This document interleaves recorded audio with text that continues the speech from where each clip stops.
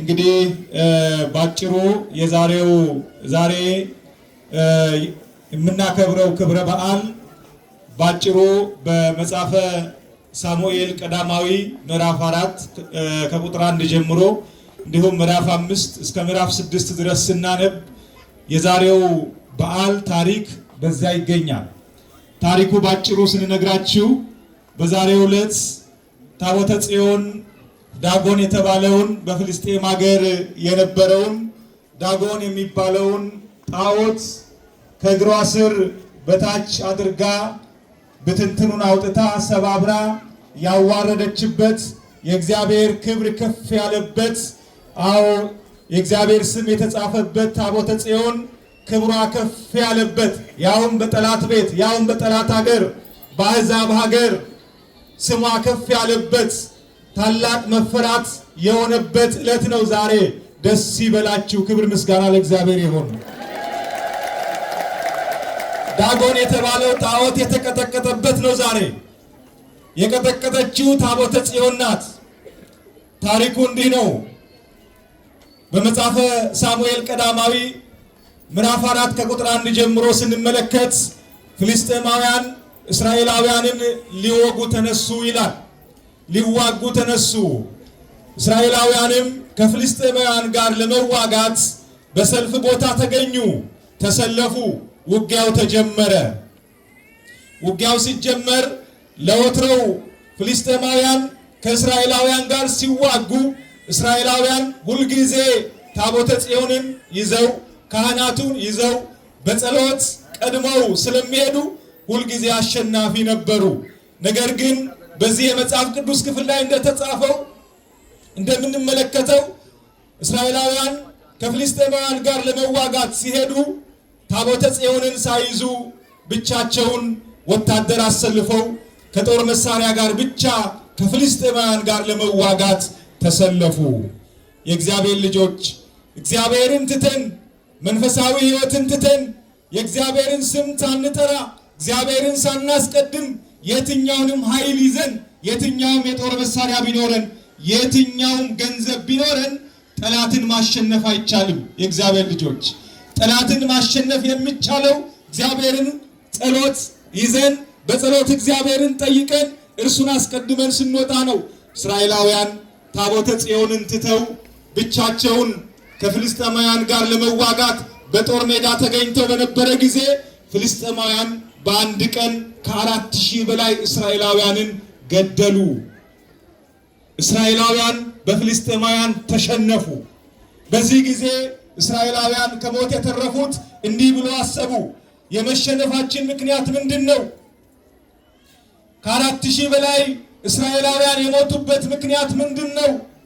ዛሬ እግዚአብሔር ለፍልስጤማውያን አሳልፎ የሰጠን ለምንድን ነው? ምክንያቱ ምንድን ነው ብሎ ሲያስቡ ለካ ታቦተ ጽዮን ከነርሱ ጋር አልወጣችም። እግዚአብሔር ከነርሱ ጋር አልወጣም። እነርሱ ብቻቸውን ነበር የወጡት። ስለዚህ እንዲህ ብለው አሰቡ፣ ታቦተ ጽዮንን እናስመጣ። ኃይላችን፣ ብርታታችን፣ የማሸነፍ አቅማችን እግዚአብሔር ነው። ታቦተ ጽዮን ከኛ ጋር ካለች እናሸንፋለን። ታቦተ ጽዮንን እናምጣ አሉ። ታቦተ ጽዮን እንድትመጣ አዘዙ። ታቦተ ጽዮን በካህናቱ፣ በዲያቆናቱ፣ በአገልጋዮች ታጅባ ከሴሎ ታቦተ ጽዮን ወደ ጦር ግንባር እስራኤልና ፍልስጤም በሚዋጉበት ወደ ጦር ሜዳ መጣች። ነገር ግን አሁንም አንድ ችግር ነበር በእስራኤላውያን ዘንድ። ቀደም ሲል የጠፋ አንድ ጥፋት አለ በእስራኤላውያን ዘንድ። ንስሐ ያልገባ በመካከላቸው አለ። ለእግዚአብሔር ያልተገዛ በመካከላቸው አለ። የእግዚአብሔርን ሕግ ያላከበረ የእግዚአብሔርን ሕግ የጣሰ በመካከላቸው አለ። ለእግዚአብሔር ክብር ያልተገዛ በመካከላቸው አለ። ታቦተ ጽዮንን ይዘው ወደ ሰልፉ ገቡ። ሰልፉ እንደገና ተጀመረ። አሁንም እስራኤላውያን ተሸነፉ። ብዙ ወታደሮች ሞቱ ከእስራኤላውያን ወገን። ታቦተ ጽዮንን ይዘው የዘመቱት የካህኑ የኤሊ ልጆች አፍኒንና ፊናስ የሚባሉ ሞቱ። ብዙ ወታደሮች ሞቱ። ታቦተ ጽዮንም ተማረከች፣ ወደ ፍልስጤማውያን አገር ገባች። ከዚህ በኋላ እጅግ በጣም በእስራኤላውያን ሰፈር ሐዘን ሰፈረ፣ ጭንቀት ሰፈረ። ምክንያቱም እስራኤላውያን ሲያሸንፉ እንጂ ሲሸነፉ፣ እስራኤላውያን እግዚአብሔር ከነርሱ ጋር ሆኖ ድል ሲያደርጉ እንጂ ድል ሲደረጉ በእስራኤል ዘንድ ተሰምቶ አያውቅም። ነገር ግን አንድ ችግር ነበር በመካከላቸው፣ ያልተቀረፈ ችግር። በቤተ መቅደሱ ያገለግሉ የነበሩ የኤሊ ልጆች አፍኒንና ፊናስ የሚባሉ እግዚአብሔር እንደሚወደውና እንደሚፈልገው ማገልገል ያልቻሉ፣ እግዚአብሔርን በሚገባው ያላገለገሉ፣ ለእግዚአብሔር ክብር ምዕመናን አገልጋዮች የሚያመጡትን ለራሳቸው ለስጋዊ ክብር የሚጠቀሙ፣ ለእግዚአብሔር ክብር የሚበራውን መብራት በቤተ መቅደሱ በድንኳኑ ውስጥ በታቦተ ጽዮን ፊት የሚቀርበውን የመብራት መስዋዕት እያጠፉ በቤተ መቅደሱ ይሳለቁ ነበረ። አባታቸውም ኤሊ ልጆቹን ከመገሰጽ ዝም ብሎ ያይ ነበረ። በዚህ እግዚአብሔር ተቆጥቷል። በዚህ እግዚአብሔር አዝኗል። ለጠላት ለምን ተላልፈን እንደምንሰጥ ታውቃላችሁ ወገኖች? ጠላት ለምን እንደሚያሸንፈን ታውቃላችሁ? ዲያብሎስ እንዴት እንደሚያሸንፈን ታውቃላችሁ? የእግዚአብሔር ልጆች ለኃጢአት ስንሸነፍ፣ ለእግዚአብሔር ሳንገዛ ስንቀር፣ እግዚአብሔርን ሳናከብር፣ የእግዚአብሔርን ቃል ሳናከብር፣ ሳንገዛ ስንቀር ጠላት በቀላሉ ያሸንፈናል። ምክንያቱም ኃይል አይኖረንም፣ ጉልበት አይኖረንም። እግዚአብሔር ከተለየው ሰው ክርስቲያን እግዚአብሔር ከተለየው ኃይል የለውም፣ ጉልበት የለውም። ስለዚህ በቀላሉ ለጠላት ይሸነፋል። እስራኤላውያን በቀላሉ ተሸነፉ። አፍኒንና ፊናስ ይሰሩ በነበሩት ኃጢአት ምክንያት፣ በቤተ መቅደሱ ይሰሩ በነበሩ ኃጢአት ምክንያት ታቦተ ጽዮን ተማረከች፣ ወደ ፍልስጤም ሄደች። ፍልስጤማውያን ወሰዱና ታቦተ ጽዮንን ዳጎን በሚባል ጣዖት ቤት በጣዖቱ ቤት ከጣዖቱ ስር አስቀመጡ። የጣዖቱን ቤት ዘግተው ወደ ቤታቸው ሄዱ።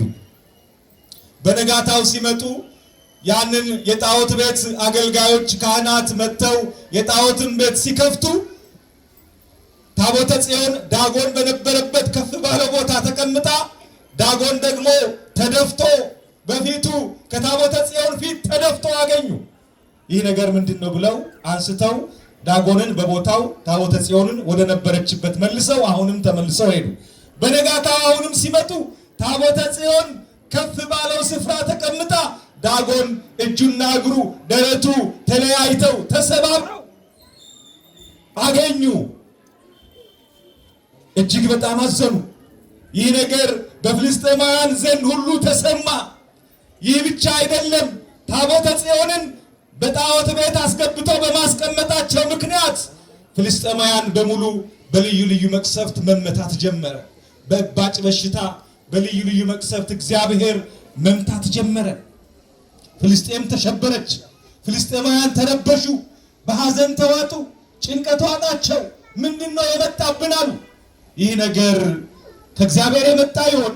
ታቦተ ጽዮንን አምጥተን በጣዖት ቤት ባስቀመጥን ጊዜ ከዛ ጊዜ ጀምሮ ይህ ነገር መጥቷልና ታቦተ ጽዮንን ወደ አገሯ መመለስ አለብን አሉ። ወደ ነበረችበት ወደ ህዝቦቿ መመለስ አለብን። አዎ እግዚአብሔርን ወደሚያመልኩ ህዝቦች፣ ክብሯን ወደሚያውቁ ህዝቦች፣ እግዚአብሔርን ሁልጊዜ እያከበሩ መስዋዕት እየሰዉ የሚኖሩ ወደ እነሱ ልንመልሳት ይገባል አሉ። እንዴት ነው የምንመልሰው? ከ7 ወር በኋላ ታቦተ ጽዮን በፍልስጤም 7 ወር ከቆየች በኋላ በ7 ወር ውስጥ ፍልስጤማውያን በልዩ ልዩ መቅሰፍት ከተመቱ በኋላ ፍልስጤማውያን ታቦተ ጽዮንን በልዩ ክብር አድርገው በሰረገላ አድርገው ከሀገራቸው ተነስታ ታቦተ ጽዮን ወደ እስራኤል እንድትመለስ ሴሎ ወደምትባለው ቦታ ወደ ነበረችበት ድንኳኗ የነበረበት ቦታ ወደዚያ እንድትመለስ ሰረገላውን አሳምረው አስጭነው የሚገባውን ክብር አድርገው ታቦተ ጽዮንን መልሰው ላኩ። ታቦተ ጽዮን ሰረገላው ቀጥ ብሎ ወደ እስራኤል ገባ። ወደ ሴሎ ወደ ነበረችበት ተመለሰች። የእስራኤል ሕዝብ በእልልታ በጭብጨባ ከነበረበት ወጥቶ ታቦተ ጽዮንን በድጋሚ ለመቀበል ችለዋል። ዛሬ በክብር ታቦተ ጽዮን ወደ እስራኤል የተመለሰችበት ዳጎን የተባለውን ጣዖት ያዋረደችበት የቀጠቀጠችበት ክብሯን ያሳየችበት ታላቅ ዕለት ነው። ክብር ምስጋና ለአምላካችን ይሁን። እልል ብላችሁ አመስግኑ። ዛሬም ታቦተ ጽዮን ስራ ትሰራለች። ዛሬም ታቦተ ጽዮን ጣዖትን ትቀጠቅጣለች፣ ትሰባብራለች። ዛሬም ለእግዚአብሔር የማይገዙትን በልዩ ልዩ መቅሰፍት ትመታለች ታቦተ ጽዮን።